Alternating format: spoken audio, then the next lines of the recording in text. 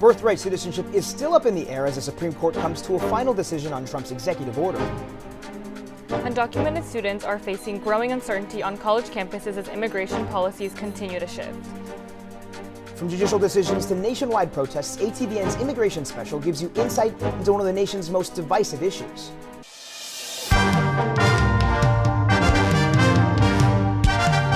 Annenberg TV News is next. Welcome to ATVN's Immigration in Focus, More Than a Status. I'm Daniela Matson. And I'm Gianmarco Velasquez. Throughout President Trump's second administration, immigration has been at the forefront, making its way into the everyday lives of our local communities. The Supreme Court returned to arguments about whether or not President Trump can deny citizenship to children born to parents who are in the United States temporarily or undocumented. The case was revisited on April 1st and stemmed from an executive order Trump signed at the beginning of his term. Trump attended the court's oral arguments on the case now called Trump v. Barbara last Wednesday evening, the first for a sitting American president. The 1998 Supreme Court case United States v. Wong Kim Ark decided children born on non-U.S. soil to non-citizen parents would be granted citizenship. Wong's parents were not born in the United States but resided in the country temporarily for 20 years. When Wong tried to return to the U.S. from visiting China, he was denied entry. The case marked a landmark decision and has not been questioned until recently by the Trump administration.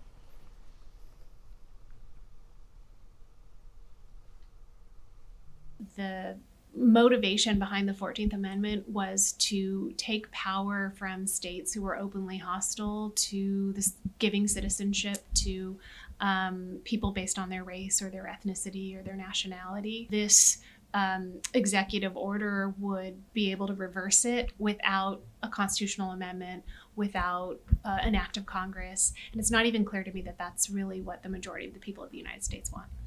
If Trump's executive order is upheld, it would impact millions of Americans born to non-U.S. citizens. A decision is not expected until June or early July. In the Consulate General of Los Angeles in Mexico, Carlos Gutierrez held a news conference last week in response to recent deaths of Mexican nationals in U.S. custody. The Director General de Protección Consular, Vanessa Calva Ruiz, said the consulate considers the deaths, quote, systemic failures and a sign of possible negligence.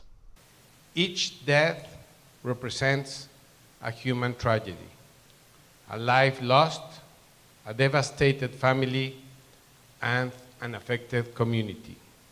In particular, we are concerned about the operation of detention centers and the outsourcing of these services to private companies.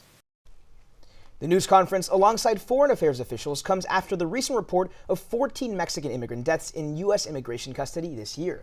We spoke with a man who spent 98 days at the Adelanto Detention Center in San Bernardino County. No tengo palabras para describirlo. Mi familia sufrió, mi hijo más que todo. Ahí la comida horrible, salí con una bacteria que todavía no me he podido reponer, que me hace vomitar sangre. Esperamos de que cambie de postura, pues, porque algún día el castigo de Dios siempre llega, tarde o temprano siempre llega. Now, the Mexican government has taken legal action, joining public counsel in a class action lawsuit over conditions at the Adelanto Detention Center following these deaths. The Trump administration's aggressive immigration policies have created widespread fear across several communities, including undocumented Trojans. A USC student who chose to remain anonymous for her safety shared that the First-Generation Student Success Center is a helpful resource, but that the university has not been helpful to its undocumented student body. Being a student and also being an Angelino here, it's like I don't live so far from campus. So immigration is just everywhere. I mean, I'm scared to go home, I'm scared to go to campus, I'm scared to go to class. For me, it's like, what do I even carry? And if I do carry something, it's like, it's only gonna get questioned even more. So I think for my own safety, I definitely just carry, you know, an attorney's phone number, just carry the resources that I have. I mean, there's really nothing that they have done. I think it's all come from students. The university needs to start communicating with the student leaders that are, you know, representing the undocumented population, the immigrant population, so leading that conversation, because I think it's okay to not know and be fully informed about what's going on, but that's why you start asking questions. The Trump administration's recent changes to the H-1B visa program has also affected young immigrants hoping to secure a well-paid job. Recent federal data reported a sharp decline in H-1B visa filings at major tech companies. The Trump administration imposed a $100,000 fee on employers using H-1B visa petitions. Immigration attorneys say that the recent drop also reflects a shifting job market as technology evolves, with a greater focus on AI. International students are more likely to utilize H-1B visa filings because it's often their only legal pathway to residency in the United States after graduation. USC's international student body this year is at least 11,900 students. 48% are from China, 18% from India, and 34% are from all other countries. Earlier this year, Amazon and Meta laid off thousands of workers, making it harder for H-1B visa applicants to get hired at tech companies. Now, along with heightened immigration enforcement nationwide, the immigration court system has also undergone a major overhaul, with mass firings of immigration judges and a continuing backlog of cases. The Trump administration has dismissed more than 100 immigration judges, seemingly targeting those perceived as more lenient, while appointing 143 new ones. Many former immigration prosecutors or military lawyers reshaping the bench are laying the groundwork for mass deportations. Now, I'm joined here with Brian Nicholas, a USC reporter. You've covered the courts, you've been inside. Talk to me, what have you learned? Yeah, I mean, going inside these immigration courts, it's been such an emotional setting just being in there. I mean, you see people going in these courts, like, they have a speaking barrier. Like, mostly people speak Spanish. Like, they don't understand, like, the legal process of just, like, filling out the papers, the legal fees, even getting an attorney. Like, they don't have legal representation. And a lot of people that go to the courts, they don't have a lawyer present because they don't know, like, about the system.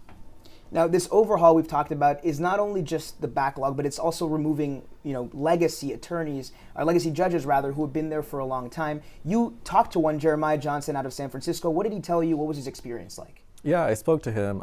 Actually, he did tell me, like, when he was on the bench, like, when he was appointed during the first Trump administration, the first term, he said that he was never pressured at, like, how to rule, but there was pressure, like, on the motion, like, the cases, like, processing, like the doctors that he would get from all these cases. And then he also told me about, like, the day that he got fired off the bench. Like, it was such a surreal moment for him because, like, he's off the bench now, he's off the work. He also told me, like, with the San Francisco court that's closing, that's moving to Concord, he also told me, like, that's going to cost, like, lots of legal fees for even DHS, even the people going to the court, because they have to, like, restart. It's a whole other legal process that's going to happen again. Very complex issue. Thank you so much, Brian. I'm passing it back to Kendall with news on an ICE shooting. A Northern California man is in the hospital after being shot by ICE agents on Tuesday during a traffic stop in Northern California. His attorney tells us he is fighting for justice, claiming federal agents had bad information and shot an innocent man. The man shot was Carlos Ivan Mendoza Hernandez, a Salvadorian national. Dashcam video shows the moment ICE agents opened fire on his car near Interstate 5 in Patterson. The video shows his car backing up and then moving forward before agents fired. According to ICE, Mendoza Hernandez was an alleged 18th Street gang member wanted in El Salvador in connection with the murder. But his attorney says that information is false and that his client was acquitted and his release with no outstanding warrants. My guess is that these officers were given information that made them think that this guy was dangerous. And that is a fundamental problem in the way that this is approached. You see in that video as he does not move towards law enforcement. Watch that video and you can see him back away from law enforcement. The officers, instead of doing what every cop will tell you, get out of the way of the vehicle, now surround the vehicle and step in front of it. Exactly as we saw with Renee Good. And they draw their weapons, and based on the evidence I've received, they start firing at the moment he pulls away. In a statement to KCRA 3, ICE Acting Director Todd Lyons gave the agency's account of the encounter, writing, "As officers approached the car, the wanted gang member weaponized his vehicle in an attempt to run an officer over. Following their training, our officers fired defensive shots to protect themselves, their fellow agents, and the public." There is a worrisome trend on behalf of ICE agents practicing these traffic stops in the middle of the road without properly identifying the person they're detaining. We have already seen in Minneapolis the loss of life caused by this illegal attitude from immigration authorities. I've worked across from the officers in the Stockton field office. Unlike many of my colleagues, I don't think they're all evil. They're guys that are trying to do the best job they can according to their training. Their training sucks. But that traffic stop, that is not how you do a stop. In Los Angeles, Keith Porter Jr. was shot and killed by an off-duty ICE agent after firing celebratory New Year's Eve shots into the air. The agent said they were responding to an active shooter, but Porter's death has sparked outrage and demands for accountability. Musician Aloe Black and community members called on LAPD Chief McDonnell to make an arrest and present the case to the district attorney. ICE-related fatalities are on the rise, with 6 deaths reported alone in 2026. Mendoza's attorney confirmed he is alive and conscious, receiving treatment at a Modesto hospital. He added that he has been unable to contact or visit his client since the shooting. Mendoza remains detained by orders of the FBI. With Annenberg Media, I'm Kendall Gale, Washington. Thank you, Kendall. A USC freshman lost his right eye after attending a No Kings protest last month. The Viterbi student was photographing the protest on Temple Street when he was hit in the eye by a less lethal projectile. The attorney for 18-year-old Tucker Collins says he was not involved in any violence and was acting as a documentarian when the incident happened. The projectile used was described as a less lethal round, commonly deployed by law enforcement for crowd control. However, these weapons can cause serious injuries, especially when they strike the head or are used at close range. And under the Bain Civil Rights Act, if law enforcement acts in reckless disregard of someone's rights under the law or their safety here, then it's a violation. And that's clearly what happened here. But if he was aiming at somebody else and missed, he's still acting in reckless disregard. In a statement to LA Taco, the Department of Homeland Security said, quote, "The First Amendment protects speech and peaceful assembly, not rioting. Our law enforcement has followed their training and used the minimum amount of force necessary to protect themselves, the public, and federal property." The incident happened during the March 28th No Kings protest, part of a wave of demonstrations across the country. The gatherings were largely peaceful, with tensions erupting at times between crowds and law enforcement. My main goal was to avoid what happened, an innocent person getting struck. I kept on trying to protect as much people as I could, especially the people of the press, because they're not going over there to get shot. They're going over there to take pictures and all that. Every time I go, I go in with fear that something's going to happen to me. Not really so much getting arrested, but getting hurt. We spoke to community activists who stressed the need to use your First Amendment right to protest. Collins' attorney plans to file a federal civil rights lawsuit. Coming up, we'll see how small businesses across LA are coping with immigration enforcement. Out on the streets of Los Angeles, artists and bands use their talent to support the immigrant community. Less than a year ago, a popular apparel store in the Fashion District was raided by ICE agents, leaving the community in fear and businesses empty. Find out more about how that community is doing on ATVN's Immigration Special.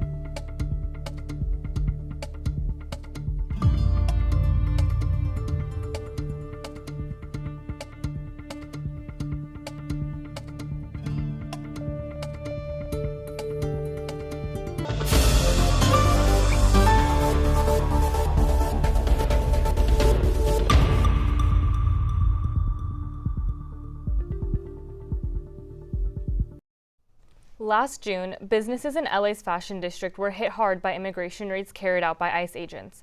Reporter Malcolm Caminero is live from Santee Alley. Malcolm, how have businesses been coping? Thank you, Danielle. I'm out here in front of Santee Alley, one of the premier fashion districts in Los Angeles. 150 vendors, nearly 4,000 independent vendors, all owned and operated mostly by immigration businesses. As you can tell behind me, there is a lot of people today, a lot of hustle and bustle, but I guarantee you, just around this time last year, that was not the case. On June 6 last year, 4 stores were raided by immigration agents, and more than 40 workers from Ambiance Apparel, a very popular streetwear brand in this area, were arrested, sparking a weekend of civil unrest. The fashion district covers 100 blocks in the downtown LA area and has more than 4,000 independent, owned, and operated retail and wholesale businesses. Now, we talked with a couple shop and store owners around here. Understandably so, they were not comfortable with going on camera for fear of retribution. However, they did give us some information about what it was like in the weeks after that June 6th raid took place. They mentioned that stores and businesses were basically empty, and in the weeks following the raid, it was nearly a 50% decrease in store attendance and patrons coming to purchase their goods. The reason you see it so busy today is because of timing. There's Easter coming up, there's prom coming up, there's also a bunch of students coming back from spring break, so families are here for budget-friendly options. But anytime there's a raid, much like the last 2 weeks when ICE targeted a vendor in this area, business continues to go down. Live from downtown Los Angeles, for Annenberg Media, I'm Malcolm Caminero, sending it back to Omar. With the primary election for California governor's race coming up this June, voters are concerned about how immigrants have been treated by the federal government and are looking for support from their next governor. A governor has the ability to limit local law enforcement collaboration with ICE, prohibit them from operating on state property, and deny them access to state data. Candidates talked about how they would tackle immigration issues. I'm very straightforward about this. ICE should be abolished. We need to build economic power in our immigrant communities to be sure that we can resist against this mass immigration enforcement. We have to create a real path for citizenship for those who want nothing more than to work hard and pay taxes. I defended against Trump's attack when he tried to coerce our state and local law enforcement to actually do ICE raids. President Trump's approval rating from Latino voters is down 22% from the original 48% in 2024. This makes the total today 26%. We spoke to candidate Antonio Viragosa's communications director about the race. We unrolled a plan. There is an ICE plan that we have in place that has both like legal groundings, like all of these ramifications and things that he would implement as governor to day one tackle this issue. Parts of the plan lays out is that any ICE agent operating in the state of California would have to adhere to state laws that any other immigration enforcement office, that any other law enforcement officer would have to adhere to as well. They would place new standards on these detention centers so that kids can be, it's ensured that they have access to medicine and water and all of the other basic human rights. The primary election is on June 2nd, 2026. Results will decide who goes on to the primary election for governor. Back to you, Daniela. Thank you, Omar. LA County is home to around 500 car washes who employ nearly 10,000 car washers. Car washes are essential in the vast underground economy in car-centric cities across California. Almost a year has passed since federal immigration officials started to stage hundreds of raids in and around Los Angeles. ICE and other federal agents have targeted car washes and other businesses that have Latino employees. Local car washers spoke about the impact of the raids. Everything have been changed, and it's because this the raids. I'm not so comfortable. Always, every day, I'm worried, looking everywhere in case they come or something. Unfortunately, 2 other crew guys, they got picked up, for firsthand how they were inside, how that happened. For us, it was not a good experience, but because, it's somebody close to us, but we learned. At the end, we learned about it. Since the raids began, car wash employees have faced over 100 immigration enforcement actions across Southern California, resulting in the arrest of roughly 340 car wash workers.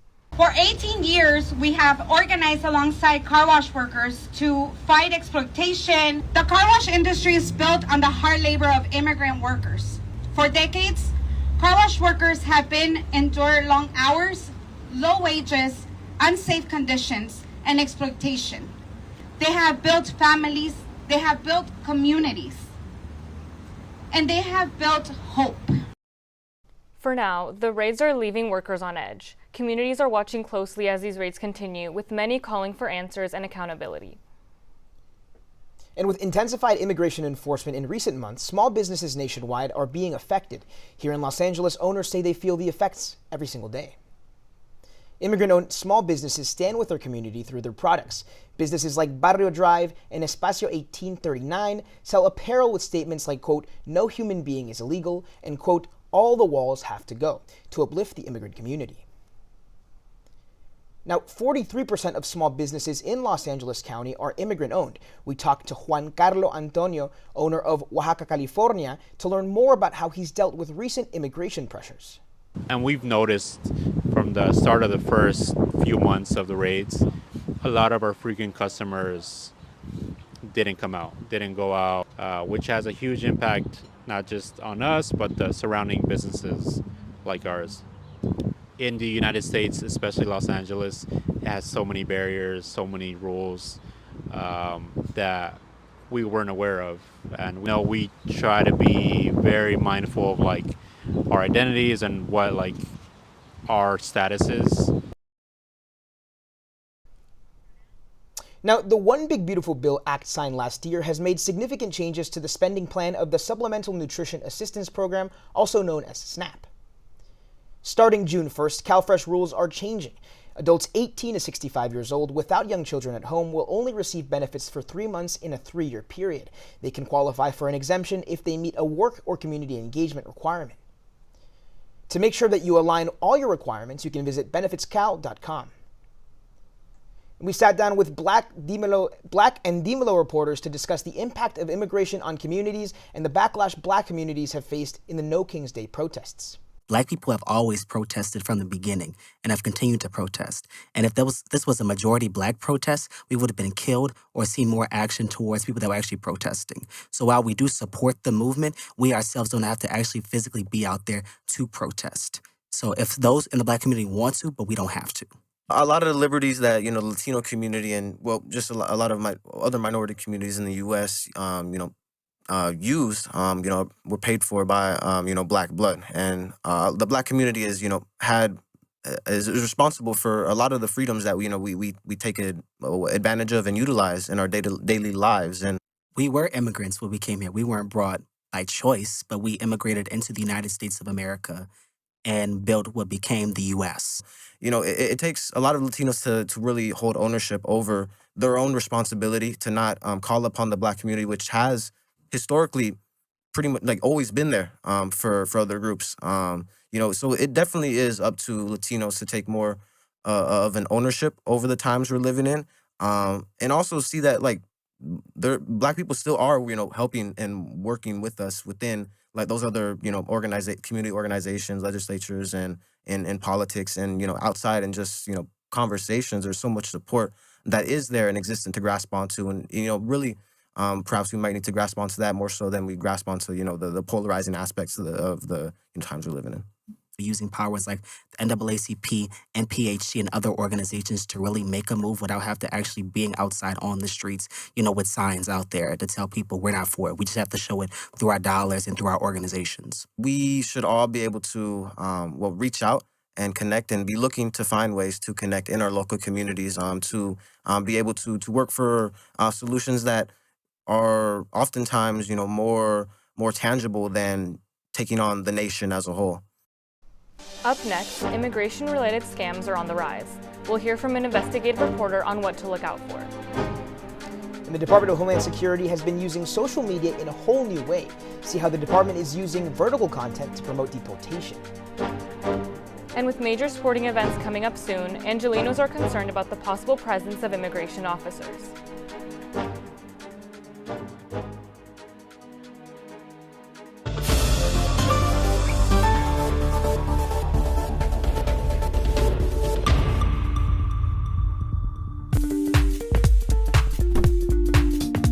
USG election season has kicked off. They have a huge game on Thursday, right? Huge. Prior to that, he couldn't hit water if he fell out of a boat. And a warning tonight about a massive storm heading our way. We're live here at the Galen Center. What would y'all do if you had $2.5 million? Music, art, and women empowerment. And she put her stamp on Big Ten history. Those are men swimming like fish. Thanks for watching. Annenberg TV News. You never miss an episode. Don't forget to subscribe. Thanks for watching.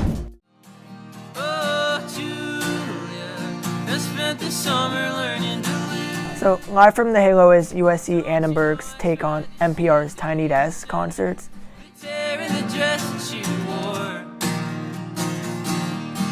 This is like a platform for USC students and adjunct students just to perform and play their music for an audience.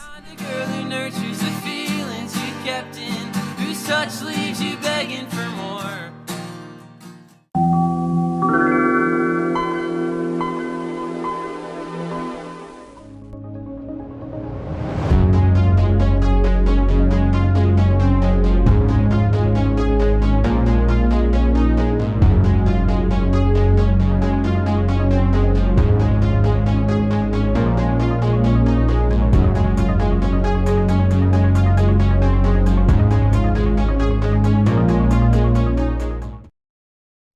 Immigration-related scams are on the rise, and the consequences can be devastating. In the case of one LA woman, she was scammed out of over $100,000 by someone impersonating to be an attorney.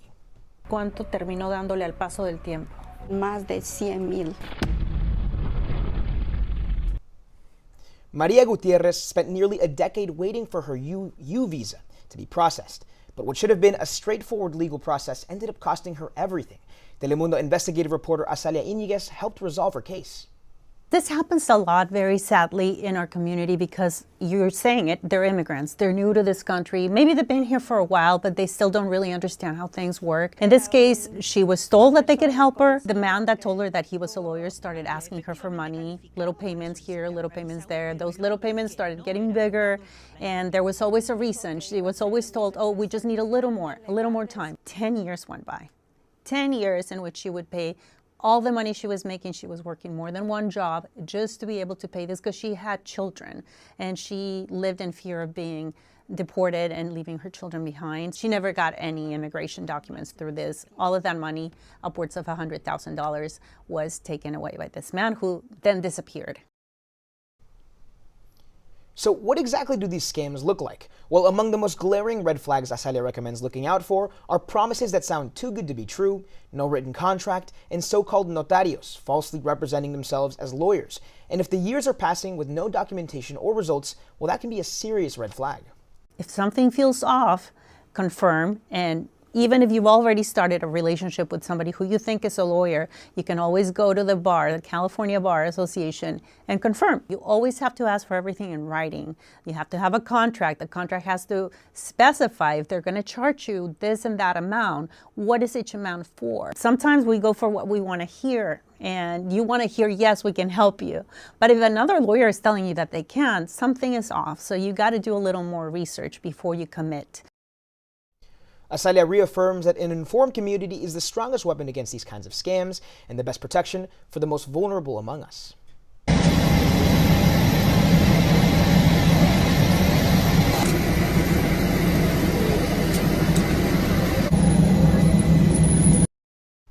What you just saw was a post from the official White House X account. Similar videos have been used by the government to turn anti-immigrant rhetoric into the latest social media trends.